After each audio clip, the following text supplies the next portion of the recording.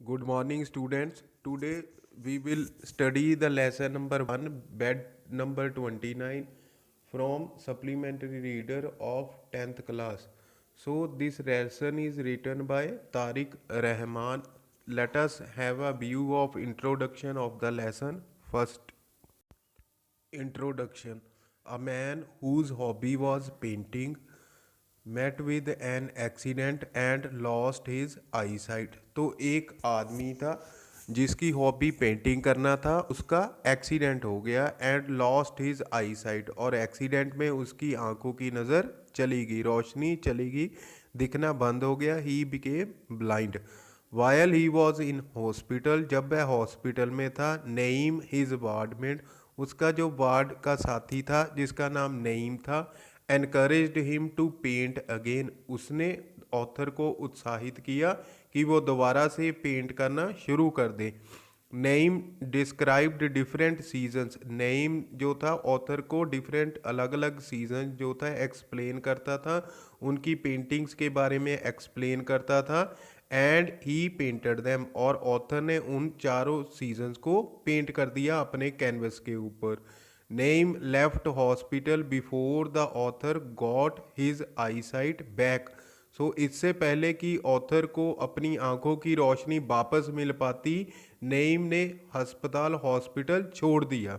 Who was Naeem, Naeem कौन था, and why did he leave the hospital, और उसने हॉस्पिटल क्यों छोड़ा।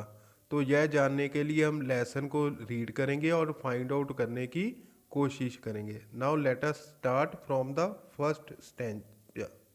First paragraph is brakes shrieked, shrieked means आवाज, ब्रेक्स के चीखने की आवाज़ आई। जब जोर से सड़क पर ब्रेक लगाते हैं तो टायर घिसते हैं और चीखने की एक आवाज़ आती है, उसे कहते हैं ब्रेक्स श्रीक्ड। समथिंग स्ट्रक, कुछ टकराया। समवन क्राइड, कोई चिल्लाया। And there was darkness spreading all around me, और नरेटर के इर्द गिर्द पूरी तरह से डार्कनेस, अंधेरा छा गया। Pain leaped in my whole body, narrator के पूरे शरीर में अचानक से जो था दर्द दौड़ने लगा, दर्द बढ़ गया। And a gentle voice said, तभी एक उसे मीठी सी आवाज़, सॉफ्ट सी आवाज़ ने कहा, प्लीज़ डोंट मूव सर, कृपा करके श्रीमान हिले ना। इट माइट बी डेंजरस, यह आपके लिए खतरनाक हो सकता है। I tried to understand what had happened, तो नरेटर जो था समझने की कोशिश कर रहा था कि असल में क्या हुआ था। I recalled the pre dawn glow, तो नरेटर जो था उस सुबह को याद करने लगा कि सुबह उसने किस तरह से प्री डॉन ग्लो देखा था। प्री डॉन का मीनिंग होता है सूर्य निकलने से पहले पहले का टाइम, ग्लो मीन्स हो गया चमक। तो सूर्य उदय होने से पहले की वो दिन की सुबह की चमक को याद कर रहा था। Trees and flowers, trees and flowers उसके दिमाग में आए। द ड्यू बाथड ग्रास, और ओस में नहाया हुआ जो घास था उसके ध्यान में आया। All waiting for the sunrise, उस सुबह को वो सारे जो थे सूर्य उदय का इंतज़ार कर रहे थे, सनराइज का वेट कर रहे थे।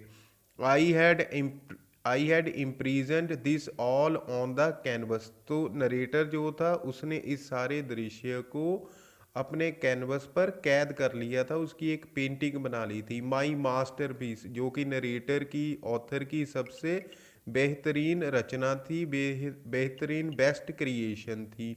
द जॉय ऑफ लाइफ, जो जिंदगी की खुशी को व्यक्त करती थी। So I named it life, इसलिए नरेटर ने इस पेंटिंग का नाम रखा था life. Then I remembered the busy street scene, तो फिर मुझे याद आया एक व्यस्त सड़क का दृश्य।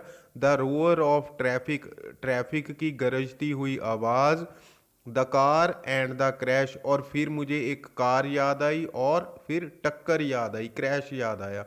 My hand touched the bandages on my eyes, मेरे हाथों ने मेरी आंखों पर जो पट्टियाँ बंधी थी उन्हें टच किया, छुआ। No God I moaned not this, तो मेरे मुंह से करहाना निकल गया, दर्द के मारे चीख निकल गई कि हे परमात्मा, नहीं, यह मेरे साथ नहीं हो सकता। Next paragraph is my life was a nightmare of sounds, feelings, smells, tests and dreadful depression. अब मेरी जो ज़िंदगी थी एक रात को आने वाला डरावना सपना बनकर रह गई थी, जिसमें अलग अलग आवाज़ें थीं, भावनाएं थी, स्मेल्स थी, सुगंधियाँ थी, अलग अलग तरह के टेस्ट थे, और मेरी ज़िंदगी पूरी तरह से भयानक डिप्रेशन, निराशा से भर चुकी थी।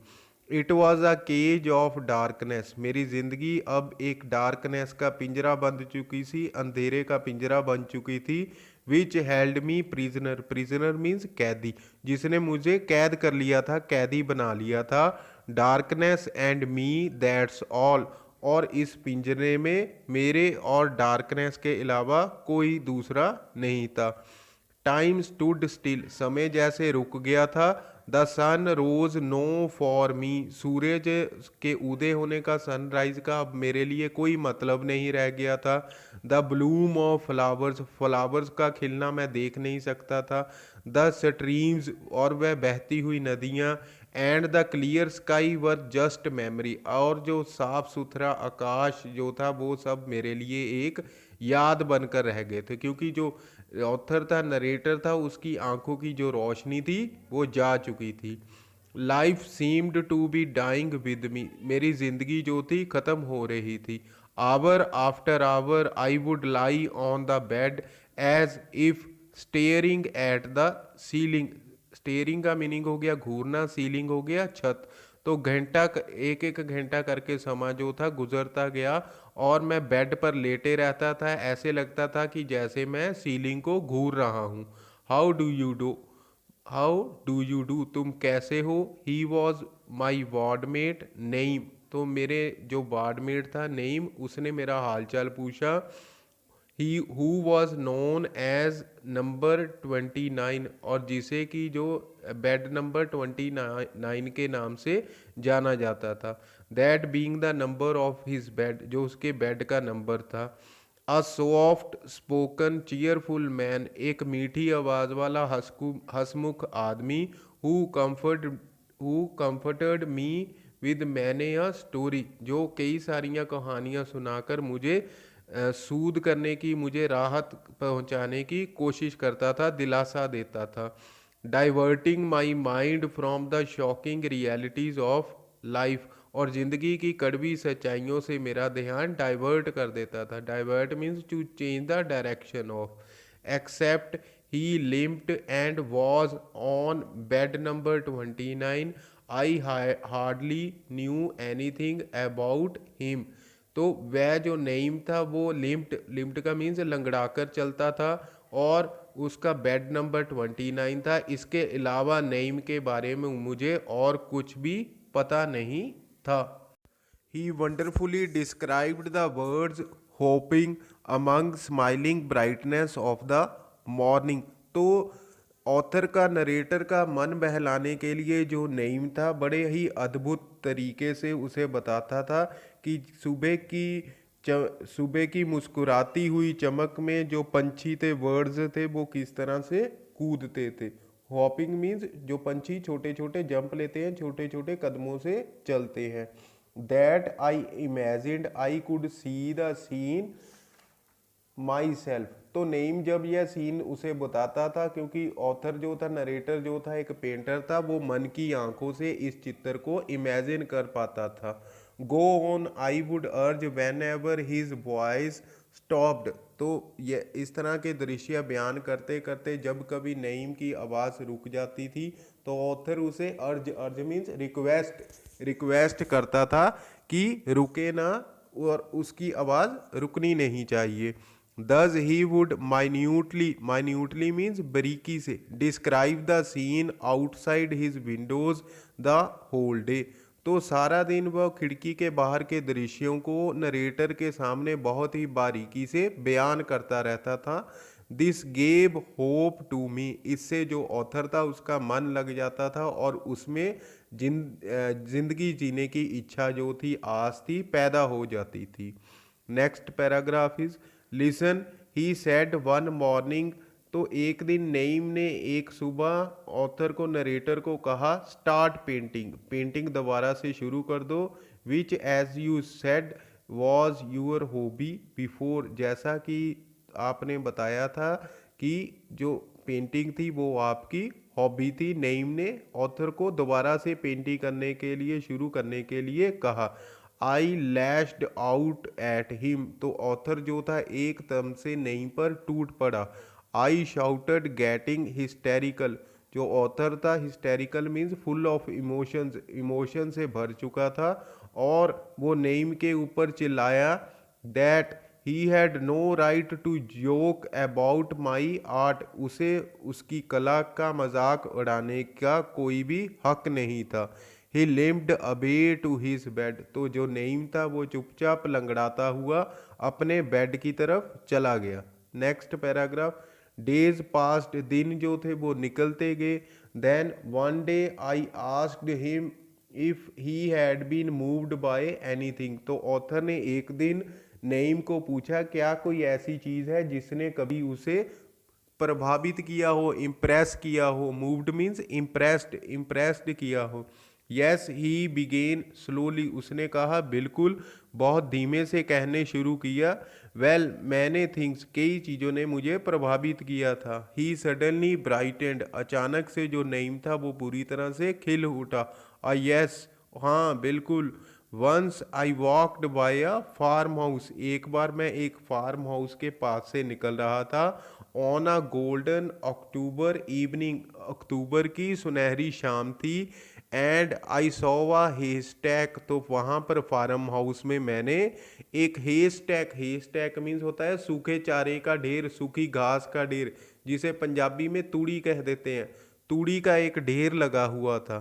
It wasn't straw, it was pure gold, तो जो तूड़ी के या स्ट्रॉ मीन्स तिनके, जो तूड़ी के या तिनके नहीं थे बल्कि प्योर गोल्ड था, अच्छा खरा सोना था। जो हेज टैग था वो सोने जैसा नज़र आ रहा था, जैसे सोने का ढेर हो, क्योंकि उसके ऊपर जो सनलाइट पड़ रही थी जिसके कारण वो चमकते हुए, उसके स्ट्रॉज जो थे, जो तिनके थे तूड़ी के, वो चमकते हुए नज़र आ रहे थे, इसलिए वो सोने का ढेर लग रहा था। All around the world was ablaze with colour, इर्द गिर्द का जो पूरी दुनिया थी वो रंगों से चमक रही थी। एब्लेज मीन चमक रही थी। रेड लीव्स, पत्ते जो थे वो लाल रंग के लाल दिखाई दे रहे थे। वाइट डस्क basking in the last golden rays of the sun setting on the blood red west, जो सूर्य जो था लाल रंग के खून जैसे लाल रंग के वेस्ट साइड में जो था सेट हो रहा था, छिपने जा रहा था। और उसकी लास्ट जो रेज थी रेड कलर की रेज थी, उसमें वाइट कलर की डक्स जो थी, ऐसे लग रहा था जैसे धूप सेक रही हूँ। बेस्किंग मीन्स धूप सेकना, धूप सेक रही हूँ, धूप में नहा रही हूँ। देयर आई स्टूड एंड गैस्प्ड, वहाँ पर मैं खड़ा हो गया और बिल्कुल सरप्राइज्ड, हक्का बक्का रह गया। गैस्प्ड मीन्स हक्का बक्का रह गया। अनएबल टू मूव, मैं वहाँ से हिल ही नहीं पाया। What, I cried, didn't you paint it, जो नरेटर था तभी वो चिल्ला उठा, क्या ऐसा सीन देखा तुमने, क्या तुमने इसे पेंट नहीं किया। There was an uneasy silence, तभी वहाँ पर एक अजीब सी साइलेंस छा गई उन दोनों के बीच। विच एम्बेरस्ड, एम्बेरस्ड मीन्स शर्मिंदा कर देना। Me for having asked such a question, जिसने नरेटर को शर्मसार कर दिया कि उसने नेम से ऐसा सवाल क्यों कर दिया था।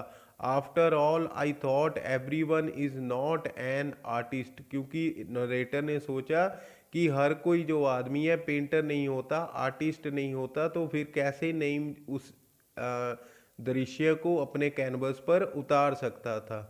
I mean I would have painted it, I said हरीडली, narrator ने हरीडली मीन्स जल्दी से कहा, कि एकदम से कहा कि अगर तुम्हारी जगह मैं होता तो मैं इस सीन को पेंट कर लेता, इसकी पेंटिंग बना डालता। वाई डोंट यू पेंट, तो नईम ने ऑथर को पूछा कि तुम ही इस सीन को पेंट क्यों नहीं कर देते, कैनवस पर क्यों नहीं उतार देते। It is in my mind, यह जो सीन है मेरे माइंड में है। And I know you can paint, और मैं जानता हूँ कि तुम पेंट कर सकते हो। डू प्लीज़ से यस, उसने नईम ने और नरेटर को कहा कृपा करके हाँ कह दो पेंटिंग करने के लिए। ही प्लीडेड, उसने रिक्वेस्ट किया, विनती की। And before I knew that I what I did I said yes, तो इससे पहले तो लेखक को, ऑथर को पता चल पाता कि उसने क्या किया था, उसके मुंह से हाँ निकल गया, उसने हाँ कह दिया। Next paragraph is my life टूक अ न्यू टर्न। अब जो ऑथर था, नरेटर था, उसकी ज़िंदगी एक नया मोड़ ले चुकी थी। He had provided everything needed for painting. Name ने नरेटर के लिए हर चीज़ अरेंज करती थी जो भी पेंटिंग के लिए निसेसरी थी, असेंशियल थी। And when the hospital attendants cried out in surprise, तो जब भी हॉस्पिटल के अटेंडेंट जो थे, नर्सिस वगैरह थे, जब भी वार्ड में आते और सरप्राइज में चिल्लाने लगते, चीखने लगते, as they enter the room, जैसे ही वो रूम के अंदर आते, he made them quiet, quiet means silent, जो नईम जो था उन्हें चुप करवा देता था। देन द मिरेकल स्टार्टेड, तो फिर वह चमत्कार जो था शुरू हो गया। With eager what almost trembling fingers, तो उत्साह के साथ लेकिन कंपकपाती, ट्रैवलिंग मीन्स शिवरिंग, कांपती हुई उंगलियों के साथ वो फिर पेंटिंग करने का जो मिरेकल, जो चमत्कार था, वो स्टार्ट हो गया। सो स्टूडेंट्स, आज के लिए बस इतना ही। It is time for home assignment. Here I am giving you some questions for the content we have recently read out now. There are three questions. Try to find out the answers of these questions and write their answers in your notebook. Till then, thank you very much.